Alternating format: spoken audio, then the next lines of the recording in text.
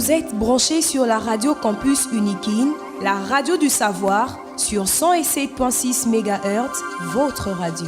Merci de rester fidèle à votre radio Campus Alma Mater. Nous émettons sur la 107.6 MHz à modulation des fréquences. Au sommaire de ces bulletins d'information, développement des infrastructures numériques en République démocratique du Congo, un accord a été signé entre le ministre des Postes, Télécommunications et Numériques, Augustin Kibasa, et son homologue polonais. Vous suivrez les détails dans ces bulletins.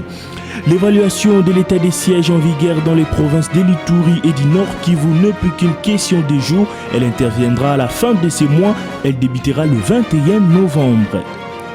En sport, tournoi d'amitié de karaté axé sur la paix à la région des Grands Lacs du pays sont attendus à Goma pour prendre part à ces tournois, parmi lesquels la République démocratique du Congo.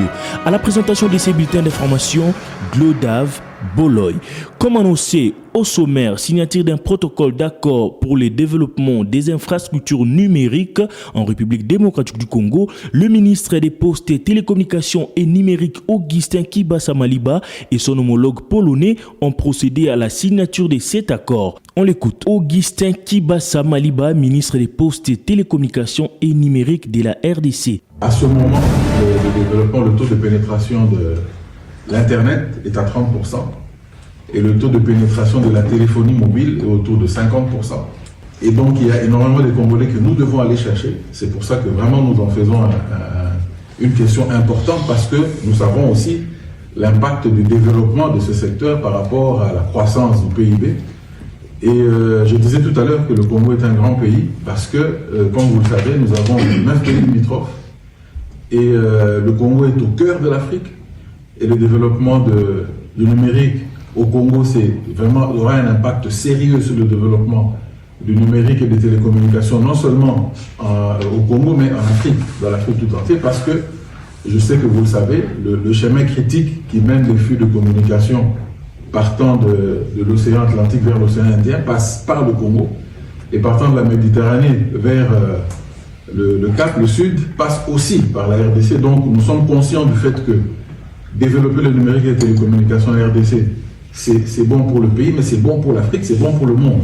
Donc nous avons compris que vous avez vraiment la volonté de marcher avec nous et rassurez-vous, les entreprises congolaises vont aussi toquer aux portes pour que nous puissions créer quelque chose de solide qui permettrait de consolider la relation que nous avons entre deux. Vous venez de suivre Augustin Kibasa Maliba, ministre des Postes, Télécommunications et Numériques de la RDC. Signalons également que cet accord s'inscrit dans le cadre de la coopération numérique entre la RDC et la Pologne. Autre chose, état généraux de la justice congolaise, le docteur Samuel Roger Kamba insiste sur la nécessité de garantir les droits à la santé pour tous les citoyens.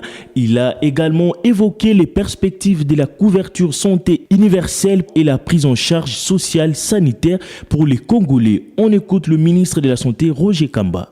On a commencé par la ville province de Kinshasa avec un montant qui n'est pas secret, que je dis tout le temps, qui était de 42 millions de dollars pour couvrir la maternité pour 15 millions pour la ville province de Kinshasa. Et nous avons pris en charge les mamans dans les zones, dans les centres de santé que nous avons choisis pour améliorer aussi la qualité. Donc ce n'est pas dans tous les centres de santé, mais toutes les mamans pouvaient être prises en charge. Nous avons donc eu pour la première année de septembre 2023 à septembre 2024, le chiffre que vous pouvez vérifier, c'est de 210 000 mamans qui ont été prises en charge gratuitement. Pour savoir qu'on prend aussi en charge leurs bébés gratuitement, même quand ils sont malades. Ça veut dire que nous avons pris en charge pour la ville province de Kinshasa plus de 400 000 personnes gratuitement. Mais quand nous avons lancé la gratuité de la maternité, nous avons donc été suivis très rapidement par la Banque mondiale qui a compris la pertinence de ce programme pour essayer de diminuer la mortalité de la mère et de l'enfant sur l'ensemble du pays. Et comme la Banque mondiale avait déjà commencé un autre programme de la lutte contre la malnutrition, eh bien, nous avons demandé à la Banque mondiale de modifier ce programme et d'installer aussi la gratuité de la maternité. C'est ainsi qu'on a étendu à 11 provinces,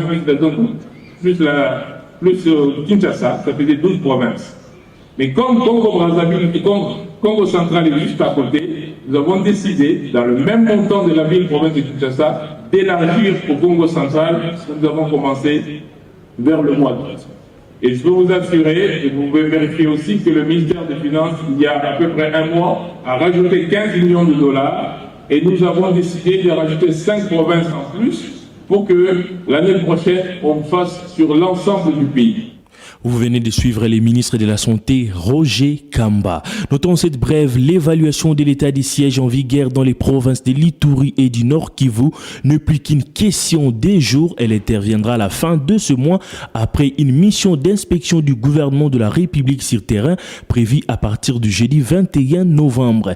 Telles sont les assurances de la première ministre Judith Suminwa transmises à l'Assemblée nationale par le biais du vice-ministre de la Justice et contentieux international Samuel Mbemba à l'occasion de l'examen du projet de loi portant prorogation de l'état des sièges dans les provinces de l'Ituri et du Nord Kivu. Les élections législatives nationales et provinciales à Massimanimba dans la province d'Ikwilu et Yakoma dans le nord Ubangi, la CENI invite les partis politiques concernés au cadre des concertations qu'elle organise lundi 11 novembre. On écoute Patrice Ansia, rapporteur de la CENI. En prévision de la reprise des élections législatives nationales et provinciales dans les circonscriptions électorales de Massimanimba et de Yakoma, la Commission électorale nationale indépendante CENI organise un cadre de concertation à Kinshasa au profit des partis et regroupements politiques ayant compéti aux élections du 20 décembre 2023 dans les dites circonscriptions. Ce cadre de concertation aura lieu le 11 novembre 2024 dans la salle Abbé Apollinaire Malumalu au siège de la CENI à 9h. Les partis et regroupements politiques susvisés sont invités à passer au siège de la CENI pour retirer les invitations le 9 et le 10 novembre 2024 à partir de 9h.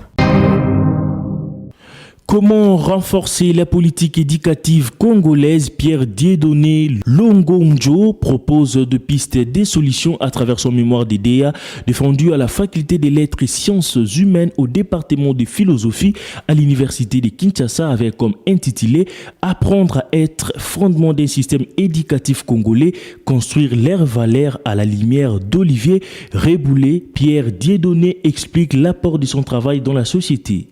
C'est une recherche qui porte sur les conditions de faisabilité à partir desquelles il est possible aujourd'hui, avec la philosophie, de tenter d'amorcer le renforcement du système éducatif congolais. Et pour cela, nous avons vu qu'il y a un auteur qui a longuement réfléchi sur l'éducation et dont les conclusions peuvent être très utile pour notre pays, pour notre système. C'est Olivier Reboulé, c'est un philosophe français, philosophe de l'éducation. Nous sommes partis à la découverte de sa philosophie et c'est à partir de lui que nous pouvons orienter notre système éducatif. Nous avons trouvé que avec les acquis philosophiques qu'il aborde, cela peut nous servir pour notre pays. Par rapport à ce travail, je pense devoir partir de ce qu'on appelle le triangle appropriatif en éducation. C'est un triangle qui nous met devant trois. D'abord, apprécier, justifier et puis dépasser. Ça, c'est avec Reboulé. L'appréciation, c'est creuser un système comme le nôtre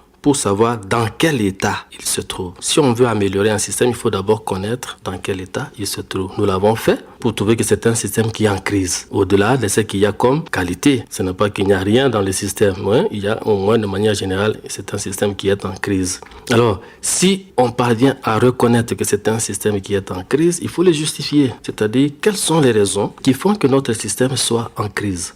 Et les raisons sont nombreuses. On peut parler des raisons philosophiques, des raisons historiques, des raisons culturelles, des crises répétées, des guerres et des crises politiques dans le pays. Tout cela fait qu'on puisse avoir des retombées sur le système éducatif congolais et qui fait qu'il soit réellement en crise.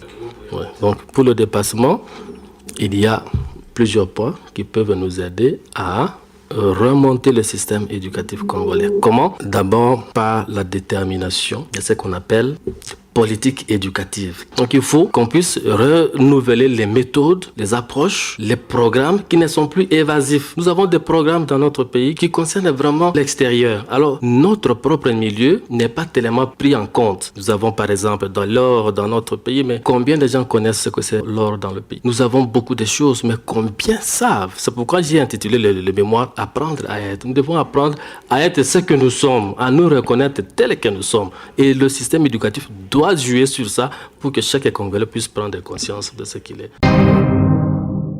Bouclons ces bulletins d'information avec cette note sportive.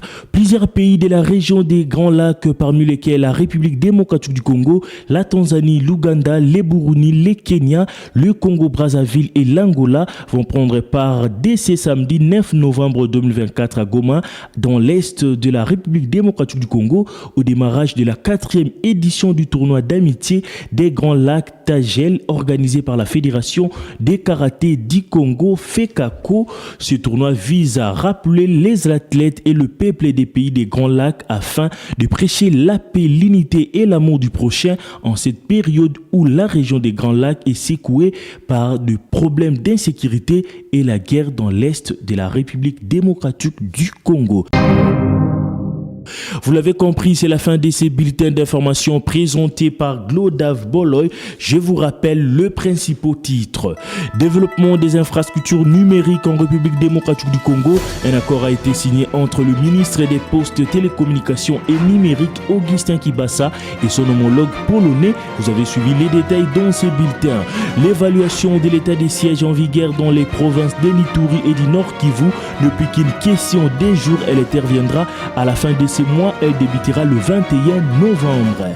Tournoi d'amitié des karatés axé sur la paix à la région des Grands Lacs du pays sont attendus à Goma pour prendre part à ces tournois, parmi lesquels la République démocratique du Congo. Concours rédactionnel Jean-Paul Mbouya Koutounissa, Jonathan Kachama à la réalisation, Emmanuel Boutela. Côté technique, nous avions Sylvain Tizungu, assisté par Caleb Ovungu, sous la supervision de Lixan Kinounou. Restez branchés sur la 107.6 MHz, la Radio Campus Alma Mater, la radio des spécialistes et des hommes intelligents. Vous êtes branchés sur la Radio Campus Unikin, la radio du savoir, sur 107.6 MHz, votre radio.